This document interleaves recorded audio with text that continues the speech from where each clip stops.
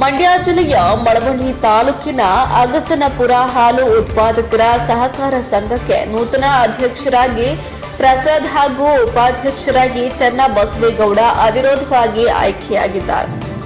ಹೌದು, ತಾಲೂಕಿನ ಅಗಸನಪುರ ಗ್ರಾಮದ ಹಾಲು ಉತ್ಪಾದಕರ ಸಹಕಾರ ಸಂಘದಲ್ಲಿ 5 ವರ್ಷಗಳ ಅವಧಿಗೆ ಜೂನ್ 9ರಂದು ಚುನಾವಣೆ ನಡೆದು 9 ಮಂದಿ ನೂತನ ನಿರ್ದೇಶಕರು ಅವಿರೋಧವಾಗಿ ಆಯ್ಕೆಯಾಗಿದ್ದರು. ಒಬ್ಬ ಸದಸ್ಯರಿಗೆ ಚುನಾವಣೆ ನಡೆದಿತ್ತು. ಅಧ್ಯಕ್ಷರು ಹಾಗೂ ಉಪಾಧ್ಯಕ್ಷರ ಸ್ಥಾನಕ್ಕೆ ದಿನಾಂಕ ನಿಗದಿಯಾಗಿದ್ದು, ಅಧ್ಯಕ್ಷರ ಸ್ಥಾನಕ್ಕೆ ಪ್ರಸಾದ್ ಹಾಗೂ ಉಪಾಧ್ಯಕ್ಷರ ಸ್ಥಾನಕ್ಕೆ ಚನ್ನಬಸವೇಗೌಡ ಇವರುಗಳು ನಾಮಪತ್ರ ಸಲ್ಲಿಸಿದ್ರು.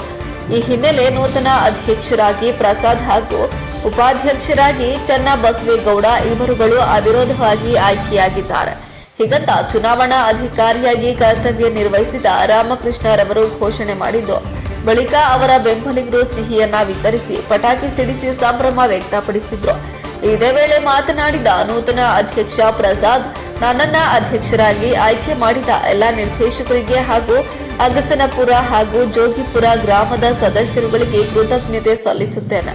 ಸಂಘದ ಅಭಿವೃದ್ಧಿಗೆ ಹೆಚ್ಚು ಹೊತ್ತನ್ನ ಕೊಟ್ಟು ಶಾಸಕರ ನರೇಂದ್ರ ಸ್ವಾಮಿಯವರ ಹಾಗೂ ಮನಮೂಲ್ ನಿರ್ದೇಶಕರ ಸಹಕಾರದೊಂದಿಗೆ ಸಂಘವನ್ನ ಉತ್ತಮ ರೀತಿಯಲ್ಲಿ ಕೊಂಡೊಯ್ಯುತ್ತೇನೆ ಎಂದು ತಿಳಿಸಿದರು. ಇದೇ ವೇಳೆ ಸಂಘದ ಕಾರ್ಯದರ್ಶಿ ನಾಗಾರ್ಜುನ, ನಿರ್ದೇಶಕರಾದ ಕೆಂಪೇಗೌಡ, ಶಿವಣ್ಣ, ಸುಮಂತ್, ಅಂಕಯ್ಯ, ಜಯಮ್ಮ, ನಿಂಗಮ್ಮ, ರತ್ನಮ್ಮ, ಶಿವಲಿಂಗೇಗೌಡ ಸೇರಿದಂತೆ ಗ್ರಾಮಸ್ಥರು ಹಾಜರಿದ್ದರು.